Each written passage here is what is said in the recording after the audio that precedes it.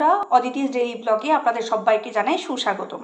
আজকে বানাবো কাতলা মাছের সর্ষে বাটা দিয়ে ঝাল। আমি 3 পিস কাতলা মাছ নিয়েছি। অল্প করে নুন, হলুদ, অল্প একটু কাশ্মীরি লঙ্কা গুঁড়ো আর সর্ষের তেল দিয়ে একটু ভালো করে মাখিয়ে নেব।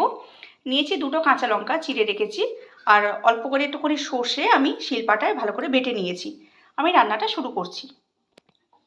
পুরো রান্নাটা আমি সর্ষের তেলেই করব। তেল গরম হয়ে গিয়েছে, আমি এখন মাছটা আগে ভেজে নিচ্ছি। একটা পিঠ ভালো করে ভাজা হয়ে গিয়েছে, আমি অপর পিঠটা ভালো করে ভেজে নিচ্ছি।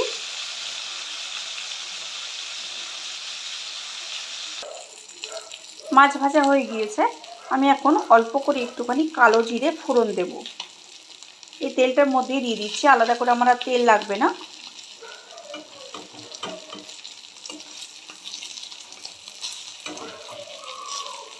আমি এবার এর মধ্যে সর্ষে বাটার যে পেস্ট আমি করে রেখেছিলাম সেটা দিয়ে দেব।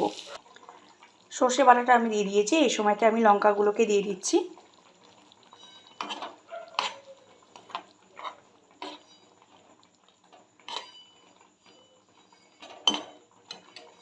এই সময়তে আমি একটু গ্যাসের ফ্লেমটা জোরেই দিলাম। এবার আমি পরিমাণ মতো একটু নুন দিয়ে দেব আর একটু হলুদ দিয়ে দেবো। মাছটা ফুটে উঠলেই আমার রান্নাটা কিন্তু হয়ে যাবে। আমার রান্না কিন্তু প্রায় কমপ্লিট হয়ে গিয়েছে। আমি একদম শেষে, মানে এই সময়তে আমি প্রায় নামাবো, আমি অল্প করে একটুখানি সর্ষের তেল ছড়িয়ে দেব। এই কাঁচা সর্ষের তেলের গন্ধে কিন্তু স্বাদটা অনেক বেশি বেড়ে যাবে, খুব সুন্দর একটা টেস্ট আসবে। অল্প করে একটু ধনিয়া পাতা ছড়িয়ে দিয়ে আমি রান্নাটা কমপ্লিট করছি।